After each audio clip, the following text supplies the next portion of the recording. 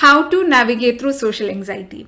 It is the experience of extreme anxiety and discomfort in social situations, and there are steps that you can follow to deal with this. Number one would be gradual exposure.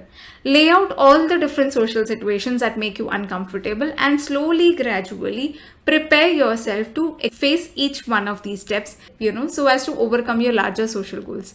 Number two, while engaging in gradual exposure, do not try to distract yourself with devices or other things that emotionally help offer you an escape and do not exactly allow you to emotionally engage in the physical environment that is uncomfortable. It's counterproductive to your cause.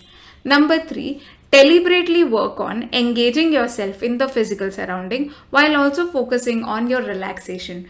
A relaxed muscle will help you to feel far more comfortable in awkward situations.